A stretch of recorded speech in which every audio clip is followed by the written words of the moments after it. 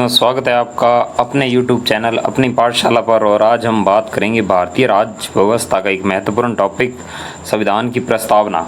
तो आज हम चर्चा करते हैं संविधान की प्रस्तावना। संविधान की प्रस्तावना क्या है, परीक्षा की दृष्टि से क्यों महत्वपूर्ण है, इसके बारे में बात करेंगे। और इसके बारे में चर्चा करेंगे कि संविधान की प्रस्तावना को किसने संविधान की आत्मा कहा, संविधान की कुंजी कहा, संविधान का परिचय पत्र कहा। इन सब के बारे में बात करेंगे। इनके अलावा हम बात करेंगे प्रस्तावना के बारे में कि प्रस्तावना का आधार क्या था, कब रखा गया था, उन सभी के बारे में बात करेंगे।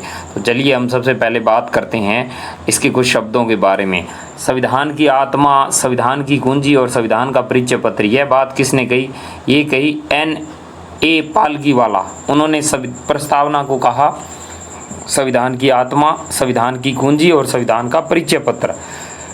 प्रस्तावना होती क्या है? अगर किसी व्यक्ति ने भारत का संविधान नहीं पढ़ा है, अगर वो केवल और केवल क्या कर लेता है, केवल और केवल भारत की संविधान की प्रस्तावना पढ़ लेता है, तो वो अनुमान लगा लेता है कि भारत की प्रस्तावना में क्या चीज़ है, इसके घटक क्या है, इसके महत्वपूर्ण क्या क्या तथ्य हैं, क्या क्या है, उनके बारे में वो सब ज्ञात कर सकता है। तो चलिए आगे बात करते हैं इसके प्रस्तावना के मूल घटक कौन से हैं।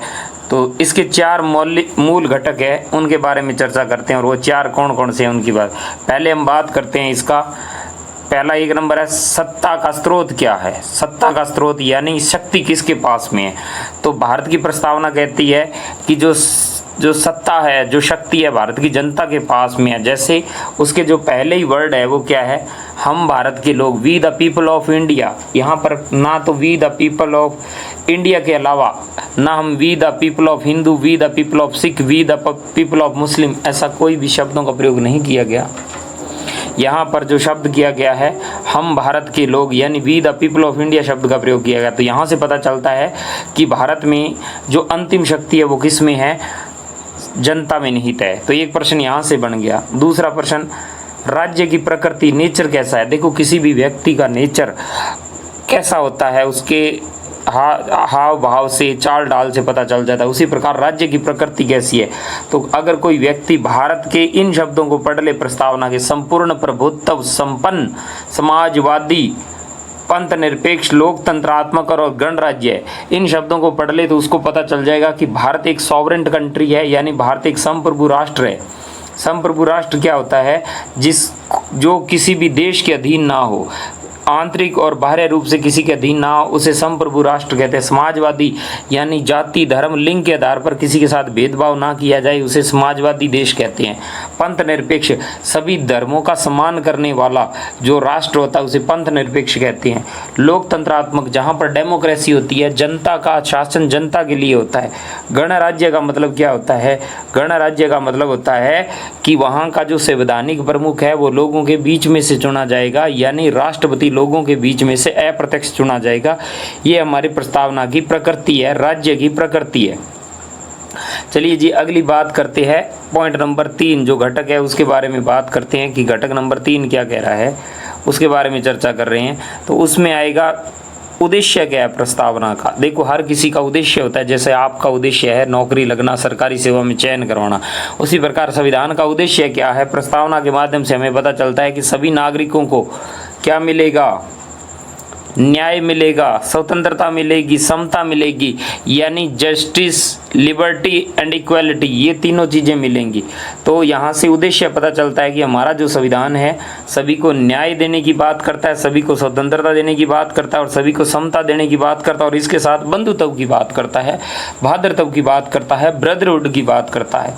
इसके बाद तीसरी बात, जो चौथा घटक है वो अंगीकृत तिथि, यानी इसको कब स्वीकार किया गया था। तो प्रस्तावना को स्वीकार किया गया था 26 नवंबर 1949 को, और समय जो था मार्गशीर्ष माह शुक्ल सप्तमी संवत 2006, विक्रमी संवत 2006। तो अब चल रहा है विक्रमी संवत, इसमें से 57 ईयर जोड़ दोगे तो 83 ईयर चल रहा है, यानी 2082-83 चल रहा है। तो 2006 में इसको स्वीकार किया गया था, 26 नवंबर तारीख थी और साल था 1949 को। अंगीकृत किया गया था, जबकि संविधान लागू कब हुआ? 26 जनवरी को हुआ था 1950 को। और अंगीकृत कब हुआ था? अंगीकृत का मतलब इसे कब स्वीकार किया गया? 26 नवंबर 1949 को। चलिए आगे बात करते हैं। हमारी प्रस्तावना में जो न्याय वगैरह के बारे में दे रखी है उनकी चर्चा करते हैं। न्याय, स्वतंत्रता, समानता। तो पहले हम बात करते हैं कि जो प्रस्तावना में जो शब्द दे रखे हैं उनकी चर्चा करते हैं। जैसे उसमें शब्द दे रखे है एक न्याय, स्वतंत्रता, समता और बंधुत्व का विश्लेषण देखते हैं। तो पहले हम बात करते हैं न्याय यानी जस्टिस। संविधान की प्रस्तावना में न्याय कितने प्रकार का है? न्याय 3 प्रकार का है। कितने प्रकार का? 3 प्रकार का, ध्यान रखना। कौन कौन सा है? पहला न्याय बात करते हैं तो पहला न्याय है सामाजिक न्याय, आर्थिक न्याय, राजनीतिक न्याय। ये 3 न्याय है। चलिए हम पहले बात करते हैं सामाजिक न्याय की बात करते हैं। सामाजिक न्याय कौन सा है? सामाजिक न्याय में ये बताया गया है कि किसी भी नागरिक को सभी नागरिकों के साथ धर्म, जाति, लिंग, नस्ल, जन्म स्थान के आधार पर किसी के साथ भेदभाव नहीं किया जाएगा। इसे सामाजिक न्याय कहा गया है। जो प्राचीन समय में या मध्यकालीन समय में जाति प्रथा, धर्म के अंदर भेद था, उस सभी को मिटाया जाएगा। राज्य किसी के साथ भेदभाव नहीं करेगा, यानी देश किसी के साथ भेदभाव नहीं करेगा और लोगों से भी कहेगा कि आप भी नहीं करना। आर्थिक न्याय क्या होता है? धन संपत्ति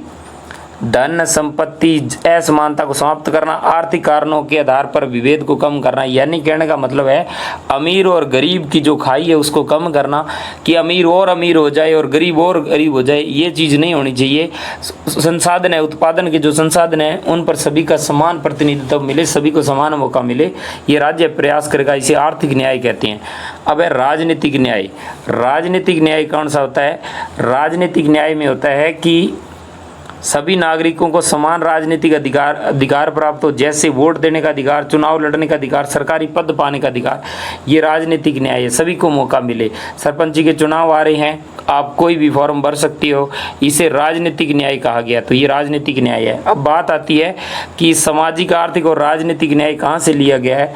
तो ये 1917 की रूसी क्रांति से प्रभावित है। तो एग्जामिनर अगर आपसे पूछे कि सामाजिक, आर्थिक और राजनीतिक न्याय, ये जो 3 प्रकार का न्याय है, ये किस क्रांति से प्रभावित है? तो आप कहोगे रूसी क्रांति से प्रभावित है। साथियों, अगर आपको वीडियो अच्छी लगे तो लाइक, शेयर, सब्सक्राइब जरूर करना। अगर आपका कोई भी सवाल है कमेंट बॉक्स में लिखे, उसका जवाब दिया जाएगा। टेलीग्राम से हमारे जुड़ सकते हो ताकि जो क्विज होती है उसमें भाग मिले, नया अपडेट मिलेगा। और चैनल को सब्सक्राइब करें, बेल आइकन को दबाएं ताकि इसका नोटिफिकेशन आप तक पहुँचे। चलिए जी, आगे बात करते हैं स्वतंत्रता। स्वतंत्रता के बारे में बात करते हैं कि संविधान की प्रस्तावना में कितनी स्वतंत्रताएँ हैं। देखिए, इसमें स्वतंत्रताएँ हैं 5 प्रकार की। कितने प्रकार की? 5 प्रकार की स्वतंत्रताएँ हैं। तो इसमें पहली बात करते हैं कि पहली है विचार, थॉट। विचार क्या है जी? किसी को अपने बारे में, देखिए जी, इसमें है सोचने, चिंतन करने और आंतरिक क्षमता, अपने अंदर कुछ भी सोचने, चिंतन करने और राय रखने का विचार, ये भारत की प्रस्तावना इसका अधिकार देती है, स्वतंत्रता देती है। दूसरी, अभिव्यक्ति, अपने हाव भाव व्यक्त करना, बोलकर, लिखकर, चित्र बनाकर आदि के माध्यम से आप अपने अभिव्यक्ति की आज़ादी, राइट टू स्पीच, इसी में शामिल है। ये प्रस्तावना में लिखा हुआ है कि अभिव्यक्ति की स्वतंत्रता है। इसके बाद है विश्वास, बिलीव, विचारधारा। आप किसी भी आइडियोलॉजी को फॉलो कर सकते हो, आप जिसको जो विचारधारा अच्छी लगे, आप कांग्रेसी बनिए, आप बीजेपी बनिए, आप हिंदू धर्म को अपनाइए, आप मुस्लिम धर्म को अपनाइए, आप नास्तिक प्रवृत्ति के हैं, प्रकृति प्रेमी हैं, जो भी आपको अच्छा लगे, जिस चीज़ में आपको निष्ठा लगे, बस देश विरोधी नहीं होनी चाहिए। और जो भी आपको दर्शन अच्छा लगे, जो भी फिलॉसफी अच्छी लगे, उसको आप स्वीकार कर सकते हो। भारत का संविधान इसकी अनुमति देता है। धर्म, फेथ, यानी अपने पसंद के धर्म को चुनने, मानने और न मानने की स्वतंत्रता। जैसे मेरे को अच्छा लगा हिंदू धर्म तो मैंने हिंदू धर्म अपना लिया। अगर मेरे हिंदू धर्म मेरे को अच्छा नहीं लगा और मैं बौद्धिज्म को अपनाना चाहता हूँ तो मैं बौद्धिज्म अपना सकता हूँ। अगर कोई सिख है, उसको अगर क्रिश्चियन धर्म में जाना है तो वो क्रिश्चियन धर्म में जा सकता है। अगर कोई क्रिश्चियन धर्म का व्यक्ति सिख धर्म में जाना चाहता है तो वो वहाँ जा सकता है। यानी संविधान सभी को स्वतंत्रता देता है धर्म को मानने की। कोई व्यक्ति कह देता हम किसी को धर्म को नहीं मानते तो उसको भी वो संविधान प्रोटेक्शन करता है। तो ये महत्वपूर्ण हो जाता है।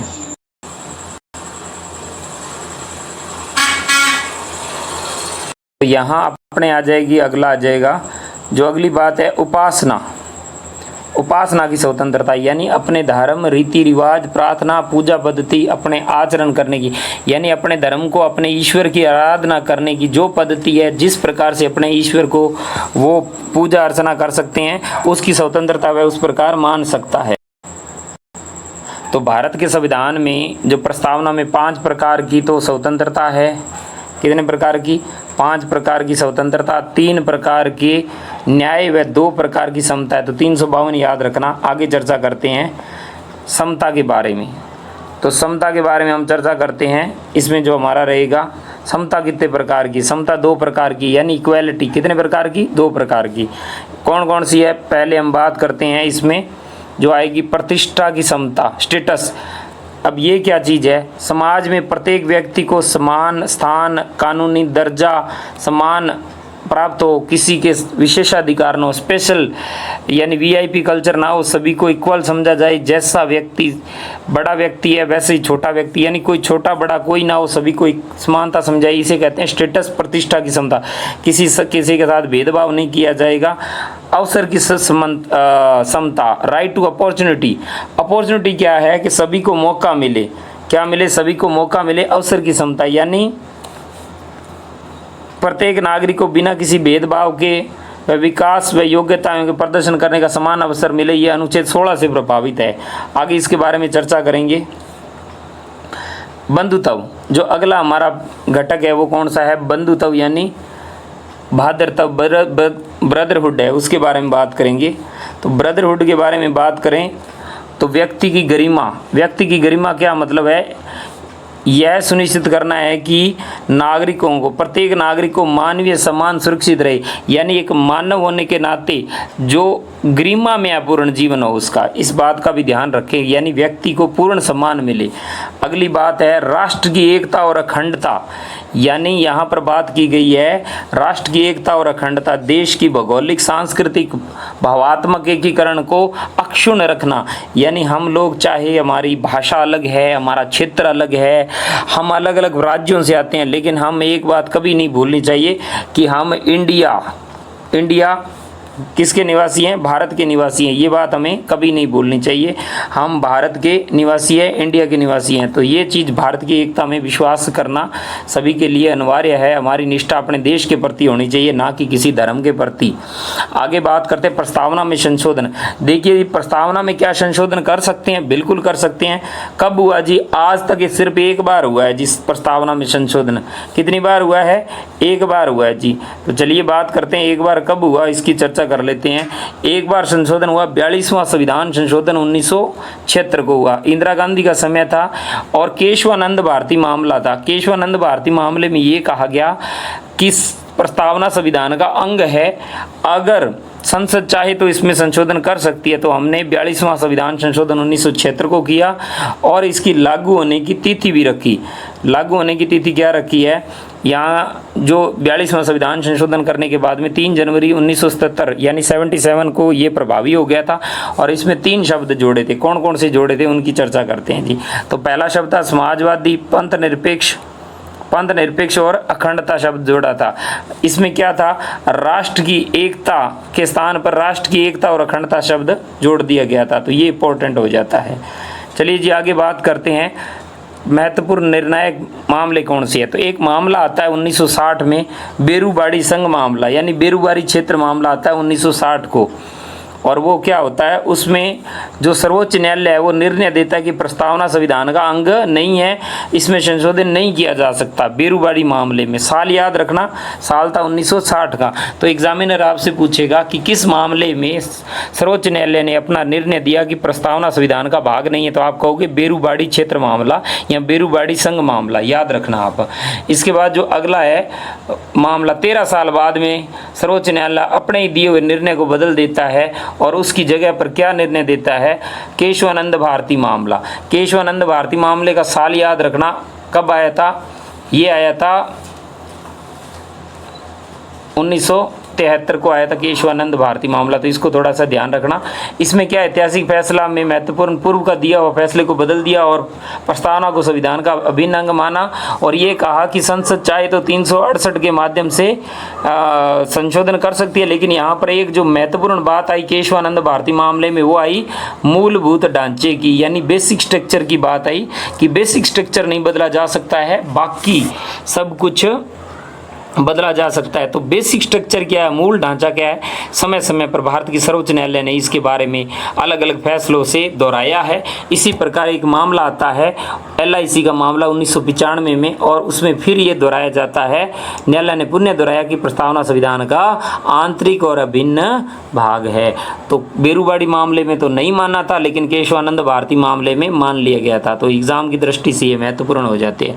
अब बात करते हैं, LIC वाला था 1995 में। अब 5 महत्वपूर्ण बिंदु उसके बारे में बात करें, फटाफट देख लेते हैं जो आपको जल्दी जल्दी समझ में आ जाए। देखो इसमें क्या है, संविधान का जो विचार है जो वो कहाँ से लिया गया, संविधान के अंदर जो प्रस्तावना का जो विचार है वो कहाँ से लिया गया, वो लिया गया था अमेरिका से, संयुक्त राज्य अमेरिका थे। उसमें जो शब्द है हम भारत के लोग, ये अमेरिका के संविधान से लिया गया है, जबकि प्रस्तावना की जो भाषा है वो ऑस्ट्रेलिया के संविधान से ली गई है। देखो भाषा एक अलग चीज़ होती है और जो प्रस्तावना का जो विचार है वो एक अलग बात है। तो अगर आपसे भाषा पूछे तो ऑस्ट्रेलिया से, और प्रस्तावना पूछे तो अमेरिका से। ये आपने करना है एग्ज़ाम में, CET का एग्ज़ाम है, ग्रेड 2 है, 1 है, पटवारी, LDC, UDC, कोई भी एग्ज़ाम दे रहे हो तो उसमें ये आएगा, SSC रेलवे उसमें आएगा।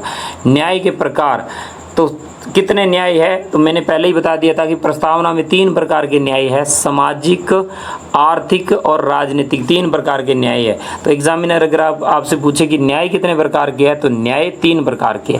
फिर बात आती है स्वतंत्रता के प्रकार कितने, तो स्वतंत्रता 5 प्रकार की। कौन कौन से, विचार, अभिव्यक्ति, विश्वास, धर्म और उपासना, 5 प्रकार की स्वतंत्रता है। तो याद रखना स्वतंत्रता कितनी, 5 प्रकार की।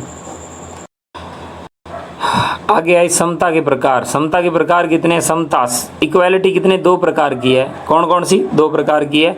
एक तो है प्रतिष्ठा और अवसर की समता, तो 2 प्रकार की समानता है। आगे बात आएगी कि प्रस्तावना में आज तक कितनी बार संविधान संशोधन हो चुके हैं, सिर्फ एक बार हुआ है। कौन सा, 42वां संविधान संशोधन। कब हुआ, 1976 को। कितने शब्द जोड़े गए, 3 शब्द जोड़े गए थे, सामाजिक, आर्थिक, इसमें जो शब्द जोड़े गए थे वो थे हमारे समाजवादी, पंथ निरपेक्ष और अखंडता, 3 शब्द जोड़े गए थे। कानूनी प्रकृति क्या है, ये गैर न्यायिक है, यानी नॉन जुडिशियबल है, यानी ये गैर न्यायिक है, ये कानून से अदालत द्वारा लागू नहीं किया जा सकता। ये प्रस्तावना की प्रकृति है, इसको थोड़ा सा ध्यान रखना। तो साथियों ये आपके लिए इम्पोर्टेंट रहेगा। ये जो बिंदु है परीक्षा में इन्हीं के बारे में सबसे ज़्यादा पूछा जाता है। PDF आपको मिल जाएगी। कोई परेशानी हो तो आप मेरे से संपर्क कर सकते हो। टेलीग्राम ज्वाइन कीजिए, वीडियो को लाइक शेयर सब्सक्राइब करें, और अगले वाली जो वीडियो है हम राजस्थान इतिहास की या कल्चर की वीडियो लेके आएंगे। तो हमारे साथ जुड़े रहिए, चैनल के साथ बने रहिए। मिलते हैं नेक्स्ट वीडियो में। जय हिंद, जय भारत।